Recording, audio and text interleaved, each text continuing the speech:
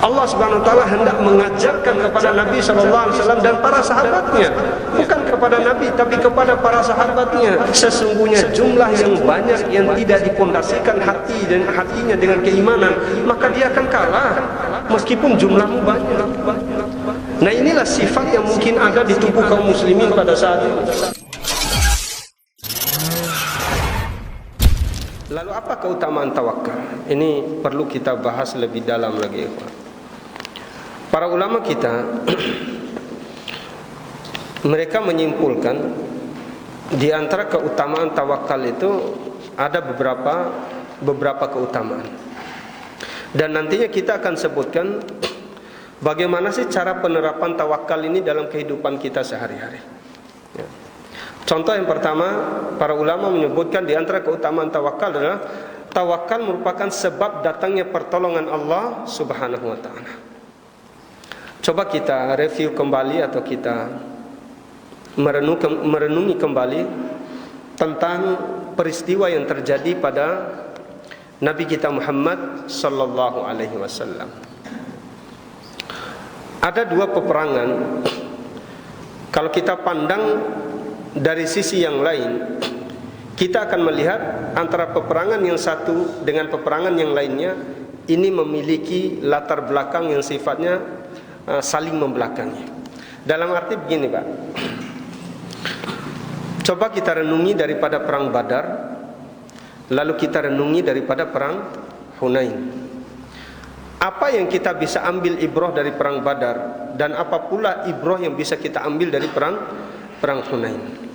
Coba antum ingat, perang Badar itu jumlah kaum muslimin berapa orang? Sekitar 313 orang sampai 317 orang. Jumlah kaum musyrikin pada saat itu yang menjadi lawan mereka berapa orang? Kurang lebih 1000 orang. Lalu mengapa Allah Subhanahu wa taala mendatangkan kemenangan kepada Nabi sallallahu alaihi wasallam dan para sahabatnya manakala mereka ini melawan sebuah kubu yang begitu kuat dan besar? Rasulullah datang bersama para sahabatnya tidak ada niat untuk berperang. Sementara orang-orang yang datang dari Mekah ini memang mereka itu niatnya untuk pergi berperang dan mereka membawa persenjataan lengkap. Permasalahannya adalah hati. Ada apa dengan hati kita?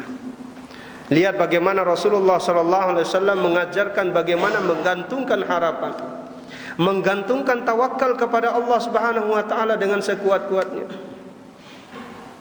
Para sahabat yang jumlahnya sekian orang, 300 sekian orang, melawan orang-orang kafir Quraisy yang jumlahnya kurang lebih 1000 orang. Ya.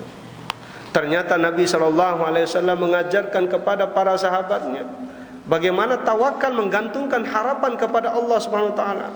Sampai-sampai Nabi SAW itu berkata dalam doanya, Allahumma intahlik hadhil isabah lan tu'bad fil ardi.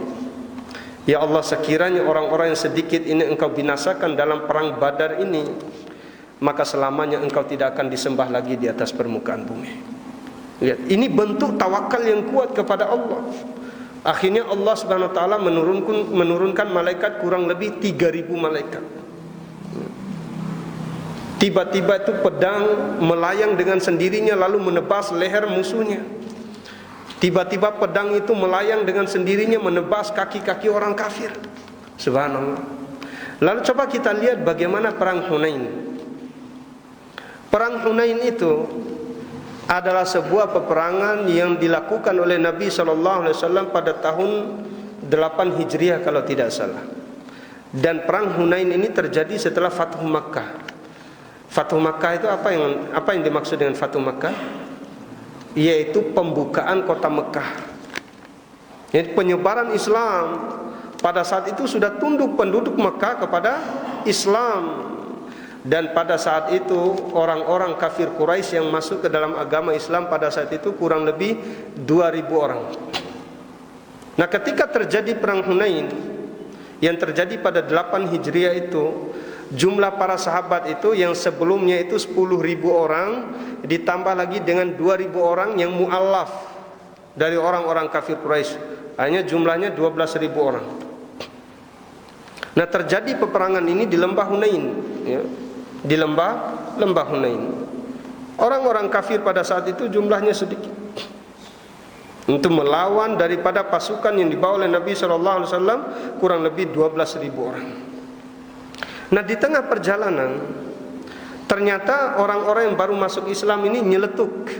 Tahu nyeletuk? Kayak mengeluarkan kalimat gitu. Nah, hari ini kita pasti menang melawan orang kafir. Nah, ada kalimat dia memastikan kemenangan itu akan berpihak kepada pasukan kaum muslimin.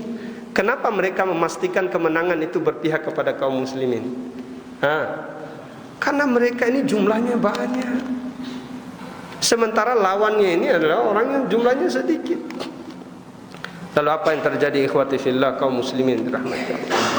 Belum masuk lembah Hunain, setelah kalimat tersebut diucapkan oleh orang-orang yang baru masuk Islam ini, para sahabat itu Nabi SAW itu merasa risih dengan ucapan tersebut.